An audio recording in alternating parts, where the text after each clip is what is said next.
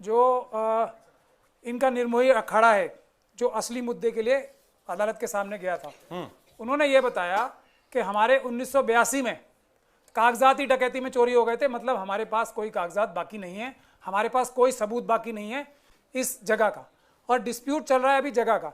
राम के अस्तित्व का डिस्प्यूट चल ही नहीं रहा है, इनको लाना है क्योंकि वही इनको वोट और नोट दिलवा सकते हैं। लेकिन ये तथ्य तो आपके वकील ने रखा है। फिर वो यह बात तो आपके वकील ने कही है। फिर हमारे राम तो कहानी की किताब में थे, कविता की किताब में थे, हमारे वकील ने नहीं की। फिर मैं आपको एक बार क्लैरिफाई कर दूं, आप ही की तरफ से कही गई है सर, फिर हमारी आप फिर चेक करा लें उसको। मैं चेक करा के बोल रहा हूं, आपने खुद ही बताया मुझे, चलिए मेरी जानकारी भूल जाइए। सुन्नी वक्फ बोर्ड की तरफ से पेश हुए थे। सुन्नी वक्फ बोर्ड किसका निकाय है? उत्तर प्रदेश सरकार का। उत्तर प्रदेश सरकार के कंट्रोल में है। तो हम जो कह रहे हैं बुनियादी मुद्दा सुप्रीम कोर्ट में इस वक्त जमीन का है, मालिकाना हक का है। उसके कागज खो चुके हैं, इनके खुद के पास नहीं है, इनको पता ही नहीं है कुछ। आज तक पूरी दुनिया को इस बात पे झूठ बोलते रहे कि कागजात है हमारे पास, सब कुछ है, सब सबूत है। अब वो पकड़ी जा रही है चोरी, तो ये दुनिया भर की बातें करेंगे, हिंदू मुसलमान करेंगे। जो ये इंडोनेशिया की बात कर रहे हैं, आपको इंडोनेशिया में स्थान के सबूत चाहिए, लेकिन इन्होंने आपसे पूछ दिया होता कि जिनकी आप पैगंबर साहब की पूजा करते हैं उनका आधार कार्ड कभी चेक किया है क्या आपने, जो मक्का जाते हैं? इनके लिए आप कहते हैं कि सबूत ले आओ तुरंत। अगर मामला धर्म का है तो फिर धर्म का है, फिर उसमें ये नहीं कहना चाहिए ना कि भाई ये पैदा हुए थे कि नहीं पैदा। कह रहा हूं ना, ये तालियां बटोरने का प्रोग्राम जो है ना, तालियां बटोरने का प्रोग्राम है ना, ताली मत बजाइए, या फिर इनके लिए भी बजा दीजिए एक बार। नहीं ताली मुझे इनके लिए भी बजा दीजिए ताली। आपको अगर ताली से कष्ट है सर, आपके लिए ताली बजवा देता हूं मैं। मुझे पता है आपके इशारे पे तालियां बजती हैं और नहीं बजती, मुझे पता है। आप इनका भी अपमान कर लीजिए, यानी कि मेरी बात सुनिए, मुझे पता है आपके इशारे पे इत्तेफाक न रखे आप उसका अपमान कर देंगे। आप मेरी बात तो सुनिए, मैं अपमान और मान की बात ही नहीं कर रहा हूं। अपमान तो है ना, इसलिए सवाल उठा। क्यों अपमान है? आप अगर कहा कहेंगे तो सवाल उठेगा।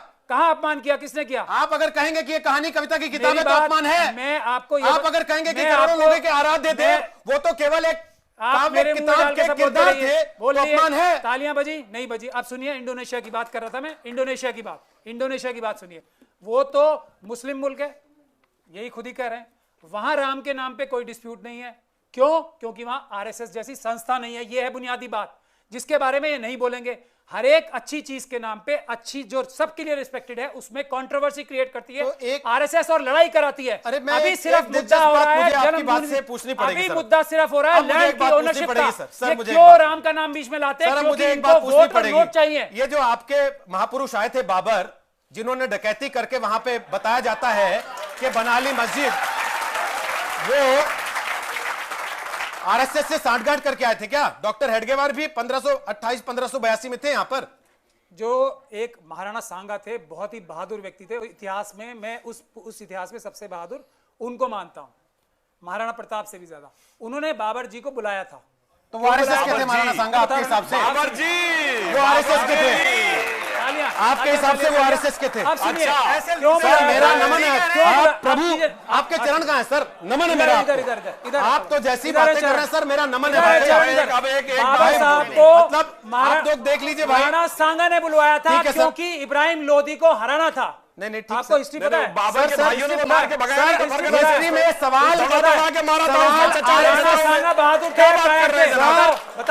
सवाल आरएसएस पर आया था कि क्या उस वक्त आरएसएस थी? अब असली आप कह रहे हैं कि नहीं, उस वक्त तो महाराणा सांगा थे। एक घटना सुनिए, उस वक्त कोई कंट्रोवर्सी भी नहीं थी। आ रहा हूं। तुलसीदास ने कोई कंट्रोवर्सी नहीं बताई है, आरएसएस ने कंट्रोवर्सी बताई है। और इस देश में दो विचारधाराएं हैं, एक बाबा साहब भीमराव अम्बेडकर जो संविधान की है, और एक एंटी संविधान आरएसएस की। इसके अलावा पहली बात तो हमने आपको वकील समझ के बुलाया था, हमें पता नहीं था आप इतने बड़े इतिहासकार भी हैं। आमने सामने है। दूसरा यही है, दूसरा हम लोग बाबा साहब के लोग हैं, महाराज जो आरएसएस के लोग हैं, सामने हम लड़ेंगे संविधान के लिए। सारे आरएसएस के होने के लिए ताली बजा रहे हैं ना? बजाइए मेरी बात सुनिए, हमें फर्क नहीं पड़ता।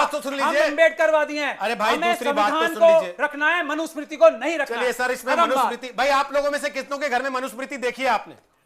एक भी हाथ नहीं खड़ा हो रहा सर। तो जितना मनुस्मृति से आप प्यार करते हैं, इनमें से किसी ने देखी नहीं सर। इसलिए ये आपके ख्वाबों, ख्यालों और सपनों की बातें जिनको आप लाते हैं लोगों। बोलने दे, तकलीफ हुआ है बेचारे को। बोल